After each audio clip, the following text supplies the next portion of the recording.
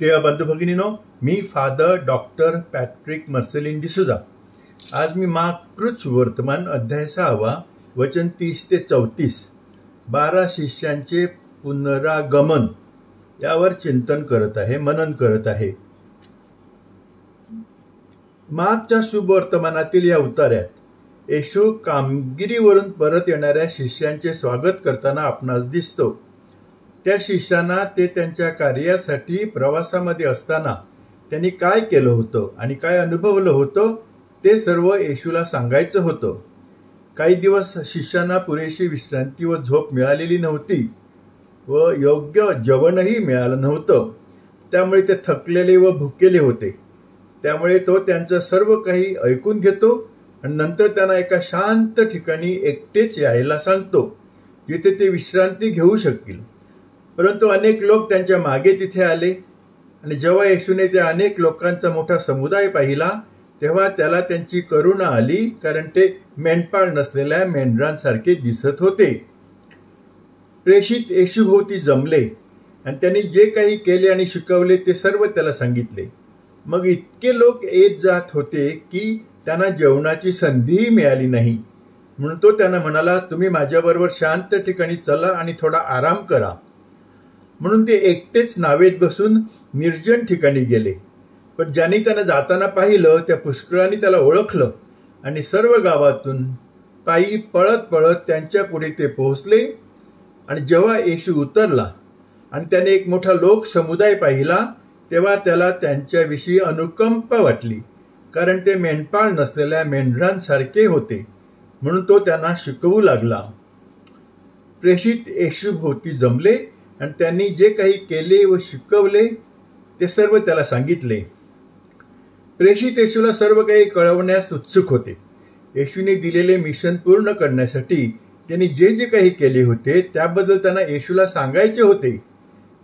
शाळेमध्ये त्यांच्याबरोबर जे काही घडते ते प्रत्येक मुला आणि मुलीला त्याच्या पालकांबरोबर शेअर करायला सांगायला आवडते। आणि जेव्हा पालक त्यांचे ऐकून घेतात तेव्हा मुले आनंदी होतात आणि जीवनात मोठ्या यशासाठी प्रयत्न करतात। जेव्हा पालक त्यांना दूर ठेवतात तेव्हा ते पाण्याशिवाय असलेल्या फुलांसारखे कोमसतात आणि त्यांच्या आयुष्यात मोठ्या गोष्टी साध्य करू शकत नाहीत। आपल्या जीवनात घडणाऱ्या सर्व गोष्टींची माहिती देण्यासाठी परमेश्वराच्या मुलांनी आपल्या स्वर्गीय पित्याकडे आणि येशूकडे जाणे आवश्यक आहे। जसे प्रेषित येशूकडे त्यांच्या प्रवासात अनुभवलेल्या प्रत्येक गोष्टीची माहिती देण्यासाठी गेले होते, आणि आपण खात्री बाळगू शकतो की येशू नक्कीच आपले ऐकेल आणि आवश्यक असल्यास आपल्या भविष्यासाठी आपल्याला सल्ला देईल। आपले पालक काही वेळेला आपण त्यांना काय सांगतो याकडे लक्ष देऊ शकत नसतात, कारण ते बिझी असतात। परंतु त्यांना जे काही सांगायचे आहे ते येशू खचितच ऐकेल। आपण येशूला जे जे काही सांगणार ते तो ऐकणार, हे नक्कीच आहे। प्रेषितांनीही येशूकडून असाच सकारात्मक प्रतिसाद अनुभवला। त्या दिवशी प्रत्येक गोष्ट येशूला कळवण्यासाठी आपल्याला त्याच्याबरोबर वेळ घालवायला हवा। येशू नेहमी आपली वाट पाहत असतो, पण जेव्हा जेव्हा शक्य असेल तेव्हा आपण आपल्या चर्चमध्ये किंवा चॅपलमध्ये येशूला भेटण्याची आवश्यकता आहे। त्याचप्रमाणे आपण त्याला आपल्या खोलीतही भेटू शकतो, कारण जेव्हा आपण आपल्या खोलीत बसतो तेव्हा आपण आपल्या अंतःकरणाच्या शांततेत येशूला बोलावले तर तो नक्कीच आपल्या जवळ येईल। त्याने आपल्याला याची खात्री अगोदरच दिली आहे। त्याने म्हटलं आहे, जेव्हा तुम्ही प्रार्थना करता तेव्हा तुम्ही खोलीत जा, दार बंद करा आणि तुमच्या पित्याची प्रार्थना करा जो अदृश्य आहे। मग तुमचा पिता जो गुप्तपणे काय केले जाते तो पाहतो, तो तुम्हाला प्रतिफळ देईल।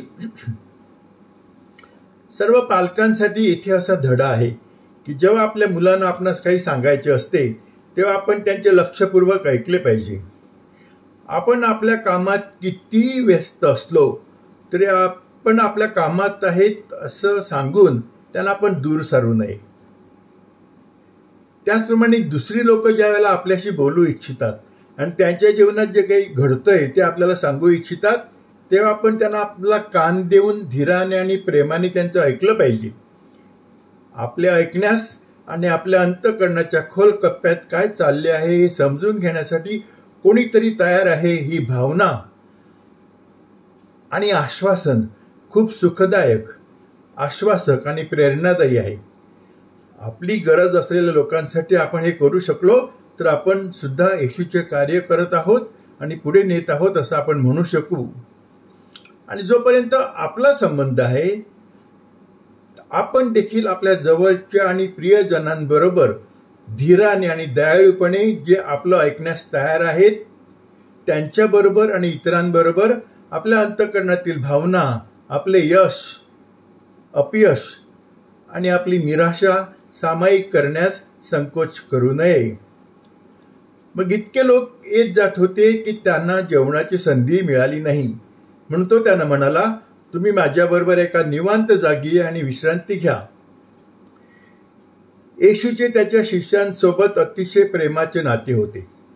त्याने आपल्या शिष्यांना केवळ त्याच्यासाठी किंवा परमेश्वराच्या राज्यासाठी काही काम करण्यास सांगितले नाही, तर त्याबरोबरच तो त्यांच्या शारीरिक, भावनिक आणि आध्यात्मिक गरजांची देखील काळजी घेत असे.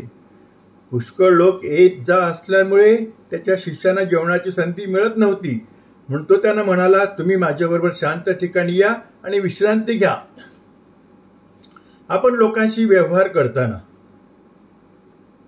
आणि कृतीतून त्यांच्याबद्दलचे प्रेम दाखवत असताना येशूच्या या करुणेच्या वृत्तीचे अनुकरण करणे आवश्यक आहे. कारण कृती शब्दांपेक्षा अधिक ताकदीने बोलत असते. कधी कधी आपण स्वार्थीपणे वागतो आणि आपल्या संपर्कातील लोक जे वेदना आणि त्रास सहन करत आहेत त्यांच्याकडे लक्ष देत नाहीत, त्यांचं ऐकूनही घ्यायला आपण तयार नसतो.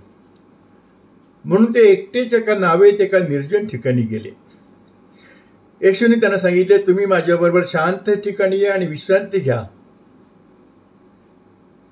थोडी विश्रांती घ्या. येशू त्याच्या शिष्यांसाठी त्यांनी थोडी विश्रांती घ्यावी अशी मनामध्ये इच्छा धरून होता. आपल्या सर्वांना विश्रांतीची गरज आहे आणि येशूला हे ठाऊक होते. जर आपण पुरेशी विश्रांती घेतली नाही तर आपल्या शरीरावर त्याचा अनिष्ट परिणाम होतो. आपली शक्ती कमकुवत होते, आपली सहनशक्ती कमी होते, आपली प्रतिकारशक्ती हळूहळू नष्ट होते आणि या सर्व गोष्टींचा आपल्या आरोग्यावर नकारात्मक परिणाम होतो. आपण कितीही व्यस्त असलो तरी योग्य ती विश्रांती आपण घेतली पाहिजे. येशूने आपल्याला त्याच्या द्राक्षमळ्यात काम करण्यासाठी बोलावलेले आहे, परंतु वर्कहॉलिक बनण्यासाठी नाही. वर्कहॉलिक म्हणजे सतत काम करणारा, काहीच विश्रांती न घेता आणि मग अनेक आजारांना बळी पडणारा.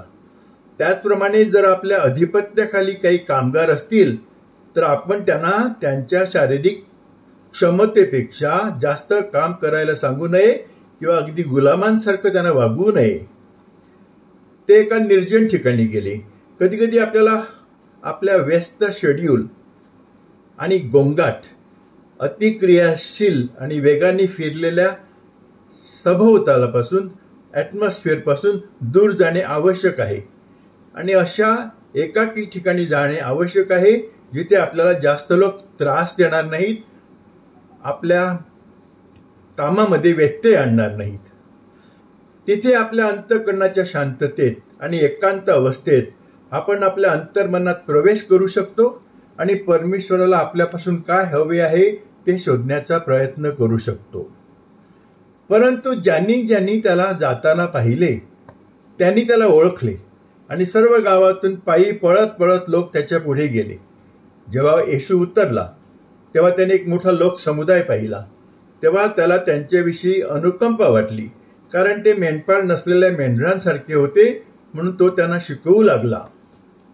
लोक त्यांना लपून राहू देणार नव्हते. येशू तेथून कुठे जाणार आहे त्यांना ठाऊक होते आणि ते त्याच्या मागे गेले, काही अगोदर गेले आणि हळूहळू शिष्यांचा मोठा समूह येशू आणि त्याच्या शिष्यांसोबत बाजूला जमला. येशूला त्यांच्याविषयी अनुकंपा वाटली, कारण ते मेंढपाळ नसलेल्या मेंढरांसारखे होते. जेव्हा जेव्हा अनेक महिने किंवा वर्ष एखाद्या धर्मप्रांतात महाधर्मगुरू स्वामी नसतात, जेव्हा नवीन महाधर्मगुरूंची अपॉइंटमेंट तिथे होत नाही, तेव्हा त्या धर्मप्रांतातील लोकांनाही, धर्मगुरूंनाही सिस्टरांना आणि इतरांना असाच अनुभव येतो. त्यांनाही वाटतं की आम्ही मेंढपाळ नसलेल्या मेंढरांसारखे आहोत. त्याचप्रमाणे जेव्हा एखाद्या कुटुंबातील वडील किंवा ज्येष्ठ कुटुंबीय मरण पावतात किंवा कोणत्याही संस्थेत अधिकारी नसतात, तेव्हाही तिथल्या लोकांना आणि त्या कुटुंबातील लोकांना ते मेंढपाळ नसलेल्या मेंढरांसारखे आहेत असे वाटत असते. जेव्हा आपल्याला अशा परिस्थितीचा सामना करावा लागतो तेव्हा आपण येशूकडे वळले पाहिजे आणि स्वतःला त्याच्या हाती सोपवले पाहिजे. आणि जेव्हा आपण काही लोक असे पाहतो जे मेंढपाळ नसलेल्या मेंढरासारखे असतात, तेव्हा आपल्याला त्यांच्याबद्दल अनुकंपा वाटली पाहिजे आणि आपण आपल्याला शक्य आहे त्या प्रमाणात त्यांच्या गरजा पूर्ण केल्या पाहिजेत. आपण त्यांच्यासाठी खरे मेंढपाळ बनलं पाहिजे. म्हणून तो त्यांना शिकवू लागला. येशू ताबडतोब भाकरी आणि मासे यांचा चमत्कार करत नाही. त्याला ठाऊक होतं ते भुकेले आहेत, तरी पण तो पहिली गोष्ट करतो तो म्हणजे तो त्यांना शिकवू लागतो. लोकांना शिकवणे हे आपले कार्य, पहिले कार्य म्हणून हाती घेऊन येशू त्यांना जीवनात प्राधान्यक्रम ठरवण्यास शिकवतो. निश्चितच शारीरिक आराम आणि आरोग्य हे आपल्या जीवनातील पहिले प्राधान्य नाही. परमेश्वरावरील विश्वास, आध्यात्मिक जीवन, आपलं प्रार्थनेचं जीवन, बंधुप्रेम आणि इतरांची काळजी, शेजाऱ्यांवरील प्रेम आणि ह्यासारख्या इतर काही गोष्टी येशूच्या खऱ्या शिष्यांच्या जीवनातील प्राधान्यक्रम आहेत. आपणही आपल्या जीवनात प्रथम ह्या गोष्टींवर लक्ष केंद्रित पाहिजे आणि त्यानंतर मग आपल्या शारीरिक आणि भौतिक सुखसोयींचा विचार केला पाहिजे. प्रिय बंधू भगिनीनो, माझं हे मनन चिंतन तुम्ही शांतपणे प्रेमाने ऐकून घेतलं. हा व्हिडिओ शांतपणे बघितला त्याबद्दल धन्यवाद. कृपया हा व्हिडिओ, हे मनन तुमच्या कॉन्टॅक्ट्सना फॉरवर्ड करा, पाठवा. आणि तुम्हाला ह्याविषयी काही बोलायचं असेल माझ्याशी तर माझ्या व्हॉट्सअप क्रमांकावर माझ्याशी तुम्ही संपर्क साधा. माझा व्हॉट्सअप क्रमांक आहे 7030447934. माझं यूट्यूब चॅनल आहे, त्याचं नाव आहे फादर डॉक्टर पॅट्रिक डिसूजा. या चॅनलवर मी वेगवेगळ्या प्रकारचे व्हिडिओज अपलोड करत असतो. कृपया माझ्या चॅनलला भेट द्या आणि सबस्क्राईब करा. आणि मी तुमच्यासाठी प्रार्थना करतो. हे प्रभू परमेश्वरा, ही जी माणसं माझा हा व्हिडिओ बघत आहेत, माझं रिफ्लेक्शन मनन चिंतन ऐकून घेत आहेत आणि लोकांना पाठवत आहेत, त्यांच्यावर तुझी कृपा दृष्टी ठेव. त्यांना आनंदात, आरोग्यात आणि शांतीत ठेव. त्यांच्या आणि त्यांच्या मुलाबाळांच्या इच्छा, आकांक्षा, स्वप्न तुझ्या इच्छेप्रमाणे पूर्ण कर. ही प्रार्थना मी तुझ्याकडे मोठ्या विश्वासाने करतो. आमीन.